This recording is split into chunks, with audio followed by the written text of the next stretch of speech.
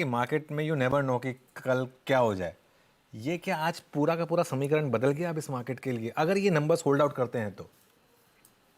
मेरे को नहीं लगता यार समीकरण बदल गया है अनुज भाई। समीकरण क्या बदल गया, आपने आशाएं ज्यादा रख ली थी। आपने पहले सोच लिया 400 आएगा, 400 आएगा, 301 भी अगर आ रहा है, 300 आ रहा है, जो आपके स्क्रीन पे दिखा रहे मेजोरिटी आ रही है, तो मेजोरिटी से मतलब है। कल कल तो वो रेव पार्टी के जैसा था ना, मार्केट में यही होता है ना, पहले आप हाँ। तो सब आप हाँ। रेव पार्टी मना रहे थे, आज उसका हैंगओवर हो रहा है। बाकी वस्तुतः कोई विशेष ऐसा कोई जनादेश कोई बदला नहीं है। नहीं, अभी भी एक्चुअली 300 और 222 है। अगर ये मान लो एनडीए 280 पर अटक गया मामला, क्योंकि उसमें फिर एलाइज का यू नेवर नो ना, कुछ एलाइज शायद चेंज भी करना चाहें इन दैट केस, तो क्या मामला बदलेगा? मैं इस चीज़ के लिए पूछ रहा था आपसे। हाँ, अगर वैसा कुछ माहौल होता है तो बदल सकता है। ये तो देखो, प्रोबेबिलिटी हमेशा ही रहती है, ये तो लास्ट मोमेंट तक, लास्ट बॉल तक प्रोबेबिलिटी रहती है कि कौन हारेगा कौन जीतेगा। लेकिन सब मिला के जो इंडिया की ग्रोथ स्टोरी है ना दोस्त, वो मेरे को लगता है कि वो खत्म नहीं होने वाली है। वो चाहे कोई भी गवर्नमेंट हो, कुछ आगे कुछ पीछे, कुछ इधर या कुछ उधर, कि ये सेक्टर या वो सेक्टर एक प्रायोरिटी रह सकती है।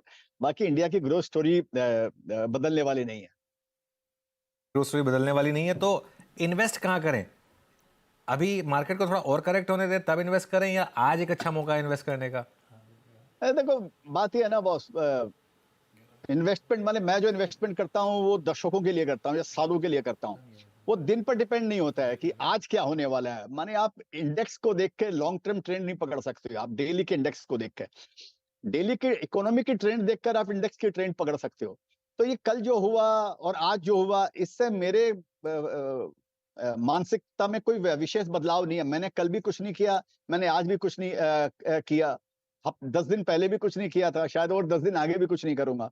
तो अपना अप्रोच अगर आपका लॉन्ग टर्म का है ना, तो ये इलेक्शन है, मॉनसून है, ये फॉरेक्स है, और ये है, और ये सेलिंग है, वेलिंग है, ये सब चलती रहेगी। तो जो निर्णय लेना चाहिए ना लॉन्ग टर्म का, वो लॉन्ग टर्म की ट्रेंड पकड़ के लेना चाहिए, इंडेक्स की ट्रेंड पकड़ के नहीं लेना चाहिए। Vijay sir, hi. Good morning. तो वो पता है, लॉन्ग टर्म के लिए आप क्या सोच रहे थे? गवर्नमेंट कंटिन्यूटी होगी, पॉलिसी कंटिन्यूटी होगी, अनसर्टेन एनवायरनमेंट नहीं रहेगा। अब वही वही समीकरण थोड़े से बिगड़ रहे हैं, तो इसीलिए कंसर्न है थोड़ा सा स्ट्रीट में ज्यादा। आप थोड़ा सा एकदम बिल्कुल कंसर्न लग नहीं रहे हो। तो पॉलिसी कंटिन्यूटी में थोड़ा बहुत धक्का तो लगेगा। वो बिग बैंग रिफॉर्म्स की बात कर रहे थे, क्लीन स्वीप है नहीं, तो बिग बैंग रिफॉर्म्स को शायद बैकफुट पे ले जाना पड़े, बैक बर्नर पे ले जाना पड़े। ये सब कंसर्न्स बिल्कुल हावी नहीं हो रहे क्या? मेरे को तो नहीं लग रहा है ऐसा कोई कंसर्न मेरे पर कोई हावी नहीं हो रहे हैं। हाँ, क्योंकि अगर ना आप पे 300 तो नहीं में दिख रहा है। नहीं दिख रहा नहीं है, वो तो ड्रामा भी हो सकता है। दिख रहेगा, क्योंकि स्क्रीन पे आता है आदमी तो थोड़ा तैयारी करके आता है। लेकिन मैं वास्तव में आपको बोलता हूँ, ये कुछ भी हाँ। हो, मेरे कोई बदलाव, मेरे पर्सनल, मेरा छोटा मोटा पोर्टफोलियो भाई, मेरे उसमें कोई बदलाव नहीं आने वाला है। मेरे को कोई डिसीजन नहीं लेने के हैं। मैंने ऐसे कई इलेक्शन देख लिए हैं, ऐसे कई, जैसे मैंने बताया, कई मॉनसून देखे हैं, कई रिसेशन देखे हैं, कई क्राइसिस देखी है। और यहाँ का मूल मंत्र एक ही है कि हर हालत में टिके रहो, यही समय का नियम है। हाँ, छोटा तो पता नहीं, मोटा वो ठीक है, आप सही कह रहे हो। विजय सर, तो ये बात सही है। इंडिया, ये ठीक है, एबरेशंस हो सकते हैं, लेकिन हम लोग शायद one of the best wealth creation cycles के बीच में खड़े हुए हैं इस देश में। ऐसे में कौन सी की पॉकेट्स थी आपका? वैसे approach generally small mid caps में बेहतरीन स्टॉक पिकिंग के लिए आप ज्यादा जाने जाते हो, लेकिन कोई की थीम्स, पॉकेट, सेक्टर्स जिस पे खास तौर पे तवज्जो, खास तौर पे फोकस है विजय केडिया साहब का? देखो, मेरे को ऐसे लगता है कि आप ये समझिए, कोई भी कंट्री का विकास जब भी होगा, मैंने चाइना को बड़े करीब से देखा है। मैंने 2004 में भी एक बार चाइना गया था मैं, और 2014 में 9 महीना चाइना रह के आया मैं। तो मेरे को ये समझ में आया कि चाइना का जो डेवलपमेंट हुआ है, वो बिना इंफ्रास्ट्रक्चर के चाइना का, आज जहां पर चाइना है वहां पर चाइना हो नहीं सकता था। मेरे को लगता है हम लोग भी सोच समझ कर, जाने अनजाने में या सीख के या जो कर कर, हम भी एक चाइना का थोड़ा थोड़ा मॉडल फॉलो करें विकास का। तो मेरे को लगता है विदाउट ये इंफ्रास्ट्रक्चर, विदाउट मैन्युफैक्चरिंग, इंडिया का विकास नहीं हो सकता। जो भी हम अमृतकाल की बात करते हैं, चाहे 10 ट्रिलियन की बात कर रहे हैं या 30 ट्रिलियन की जो भी बात कर रहे हैं, चलिए 10 ट्रिलियन समझ लीजिए, 2030 तक की जो भी बातें कर रहे होंगे, जहां तक भी जो भी है, वो बिना उसके विकास नहीं हो सकता है।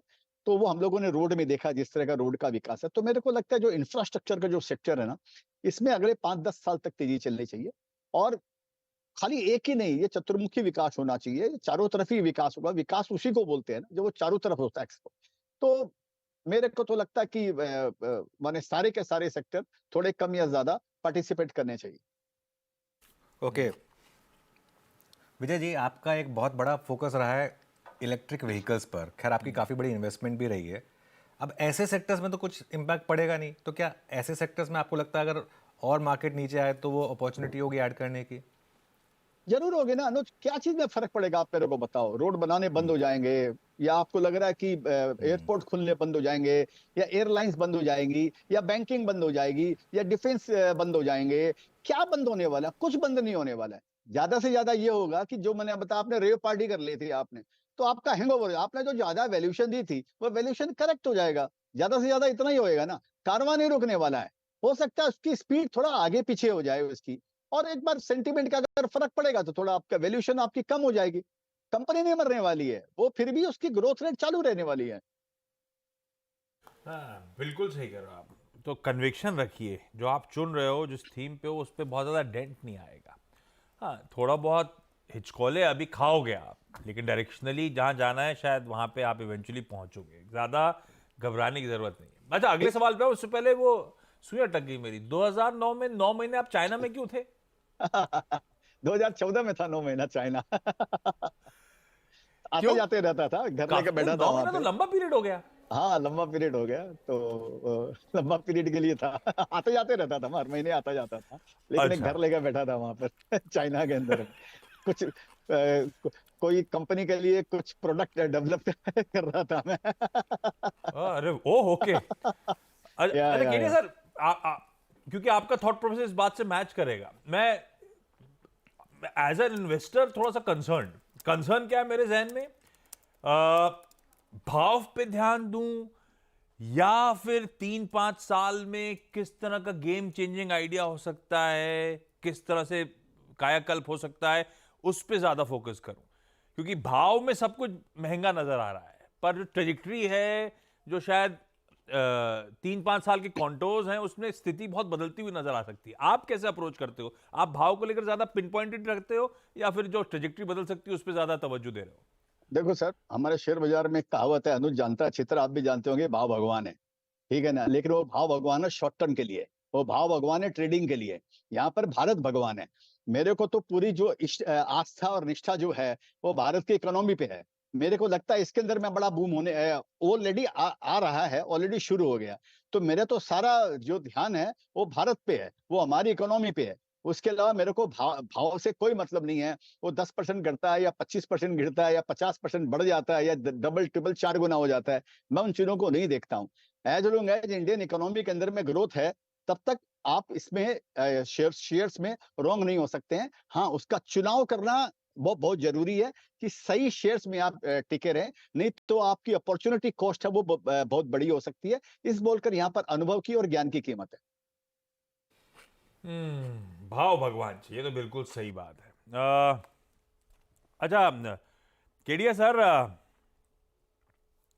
अब कंफ्यूजन ये है कि सब कुछ अब इस भाव में डिस्काउंटेड है, कैसे अप्रोच करूं इस मार्केट्स को? आपने कुछ ड्राई पाउडर रखा था आज के वर्डिक्ट के लिए या इसके बाद के लिए, या आप पूरा फुली इन्वेस्टेड उतरे थे बाजार में? अगर ड्राई पाउडर था, थोड़े से लिक्विड एसेट्स रखे हुए थे, डिप्लॉयमेंट आप कब करोगे? नहीं सर, मैं कोई पाउडर वाउडर का इस्तेमाल नहीं करता हूँ, मैं तो फुली इन्वेस्टेड रहता हूँ। और मैं मेरी पूरी जिंदगी जो भी शेयर बाजार में है, मोर और लेस मैं हमेशा इन्वेस्ट रहा हूँ। मेरे पास में जब लिक्विडिटी होती है तो मेरे को नींद नहीं आती है इनफैक्ट। तो मेरे पास कोई ड्राई पाउडर नहीं है, और मेरे पास, मैं फुली इन्वेस्टेड हूँ, और ये फुली इन्वेस्टेड रहने वाला हूँ। अगर इलेक्शन जो आप सोच रहे हैं ये नतीजे वैसे नहीं भी आए, तब भी एज ऑफ नाउ जो मैं आपसे भी बात कर रहा हूँ, मेरे को लगता है फुली इन्वेस्टेड रहने वाला हूँ इस मार्केट के अंदर में। और और कहने का मतलब ये काम ऐसा नहीं है कि आप रोज रोज यहाँ पर इन्वेस्ट कर रहे हो। ये कोई भजिया नहीं खा रहे हो कि आप रोज रोज कुछ चना मुड़ी खा रहे हो। आप रोज रोज का काम नहीं है भाई। आपने इन्वेस्टमेंट कर लिया, एक बार कर लिया, आराम से बैठिए। Inactivity is also an activity. रोज रोज करना जरूरी थोड़ी है। रोज रोज तो वो लोग करते हैं जिनको डेली का काम, बीटीएसटी कर रहे हैं, आज लिया कल बेचना है, परसों बेचना है। ये उन ट्रेडरों का काम है। जो कल हुआ वो उनके कारण हुआ। और यहाँ पर कई इक्वेशन चलते हैं भाई साहब। यहाँ पर आप ये समझिए, कल का तेजी का कारण ये भी है कि एफआईआई के इतने शॉर्ट पोजीशन थी, तो उसके कारण भी बाजार बढ़ता है। और जब शॉर्ट पोजीशन खत्म होती है वो मंदी का कारण भी बन जाता है मार्केट के अंदर में। ये भी एक टेक्निकल नुस्खा है यहाँ पे। तो वो कई रीजंस हैं मेरे मतलब ये लगता है कि अब ये मार्केट यहाँ पर एक बार स्टेबलाइज हो रहा है, स्टेबलाइज हो जाएगा। और मेरे को ऐसे लगता है कि अगर एनडीए आ जाती है और मोदी जी आते हैं तो ये पर जो उन्होंने बार बार बोला है कि मैं 100 दिन के अंदर में वो बड़े से बड़े रिफॉर्म है उनका अनाउंसमेंट होने वाला है, ऐसा मेरे को लगता है। हाँ, और ऐसे अगर आगे ऐसे आंकड़े आए तो थोड़ा सा पुश भी तगड़ा होगा, थोड़ा सा गेम चेंजिंग हो सकता है। समीकरण उस तरफ भी ध्यान रखिए, बदलते हुए नजर आएंगे। पर केडी सर, मैंने ऐसा करा, मैंने लंबी अवधि के लिए इन्वेस्टमेंट करा, की थीम से बेट करा। अच्छा, मोदी 1.0 में क्या हुआ था? की थीम थी digital India, financial inclusion. Modi 2.0 में कोई आत्मनिर्भर भारत, मैन्युफैक्चरिंग, पीएलआई, ये रेलवेज वगैरह, ये सब थीम्स प्ले आउट हुई थी ब्यूटीफुली। मैंने भी इसमें इन्वेस्ट करा, बढ़िया कमाया। लेकिन अब थोड़ा सा चरमरा रहा है मामला। जो लोग मोदी 2.0 में सही चीजों पे राइड कर रहे थे, किसी इंफ्रा, किसी रेलवे, किसी डिफेंस थीम्स में, बुकआउट करने का समय है केडी सर, ऐसा मानते हो आप क्या? नहीं, मैं तो नहीं मानता हूँ। मेरे को ऐसे लग रहा है कि जो भी रिफॉर्म्स पिछले 5 साल में 10 साल में जो भी आए हैं वो कंटिन्यू रहेंगे और जोर शोर से आएंगे। मेरे को लगता है कि अगर ये गवर्नमेंट आती है, एनडीए गवर्नमेंट आती है, उन्होंने जो 10 साल में जो किया है उससे एक मल्टीपल रफ्तार से आगे काम करेंगे, ऐसा मैं मानता हूँ और उसी हिसाब से मैं इन्वेस्टेड हूँ। एक और सवाल, 1.0 2.0 की थीम्स मैंने बताई थी, 3.0 की आपके लिहाज से की थीम क्या है केडिया सर? कई होएगी वो इंफ्रास्ट्रक्चर, जैसे मैं बोल रहा हूँ, मेरे को लगता है इंफ्रा में बड़ा काम होएगा, मैन्युफैक्चरिंग में बड़ा काम होएगा। मेरे को क्या लगता है ना साहब, इंडिया की सबसे बड़ी जो वीकनेस है वो है अनएम्प्लॉयमेंट। ये जॉब की जो मामला है ना, ये पूरी डेमोग्राफी को खराब कर सकता है। तो मेरे को ऐसा लगता है कि ये गवर्नमेंट भी इस बात को समझती है। ये इस बार जो आएगी ना, ये इस चीज पर बहुत बहुत ध्यान देगी कि एम्प्लॉयमेंट कैसे जनरेट किया जाए। क्योंकि अगर अनएम्प्लॉयमेंट का जो रफ्तार है या जो भी है, अगर ये चला तो वो जो विकास की हम जो बातें बोलते हैं ना, वो विकास वो एक्सपो माने वो पूरा विकास नहीं होएगा वो। तो मेरे को लगता है गवर्नमेंट इस पर जरूर इस बार बड़ा काम करने वाली है, जिससे एम्प्लॉयमेंट जनरेट हो। चलिए Kedia sir, thank you so much. पता है आज दिन नहीं था, नहीं तो केडिया सर का एक गाना बहुत ट्रेंडिंग हो गया है वापस, नया गाना। मैं तो आज सोच के चल रहा था कि बढ़िया स्क्रीन होगी, बढ़िया मूड होगा, केडिया साहब से गाना गवाऊंगा, मजा आ जाएगा, 4 चांद लग जाएंगे शो में। केडिया साहब के साथ तो ऐसा है कि गाना तो केडिया साहब आज भी गा देंगे कोई ना कोई। कुछ ना कुछ वाला गाना एकदम हिट है। कुछ ना कुछ तो आज के लिए भी होगा केडिया सर के पास। 2 लाइनें तो होंगी केडिया जी, 2 लाइनें तो होंगी आपके पास आज के लिए भी। अरे यार अभी अभी आपका नंबर देख के मेरी लाइनें भूल रहा हूं मैं। देखा, आज जाते जाते इंटरेक्शन के एंड में सच्चाई सामने आ गई है। आ गई ना, मैं तो आपको बोल रहा हूँ, स्क्रीन पे आता है आदमी तो थोड़ा समझ के आता, भाई स्क्रीन पे आ रहा हूँ। नहीं तो सुबह में कल मैं ये गाना गा रहा था कि तुम आ गए हो, नूर आ गया है, नहीं तो चरागों से लो जा रही थी। कल ऐसा गाना याद आ रहा था। नहीं केडिया सर, हमेशा मजा आता है आपसे बातचीत करके, आपकी कन्विक्शन को सलाम है। थैंक यू सो मच जुड़ने के लिए, thank you so much comforting words के लिए। भरोसा रखिए भाई साहब, कोई दिक्कत नहीं है। आपकी वेल्थ क्रिएशन जर्नी में थोड़ा सा सिर्फ धक्का लगा है, डायरेक्शनली कोई दिक्कत नहीं है, सब वैसे ही होगा जैसा आप सोच के चल रहे हो। और कोई धक्का नहीं लगा, बहुत चिंता मत करो। यस, बिल्कुल ठीक। Bharat sir, thank you so का मच। टाइम शुरू हो गया, थैंक यू। भारत का टाइम शुरू हो गया, यस। और वाकई 2047 तक अगर हमें डेवलप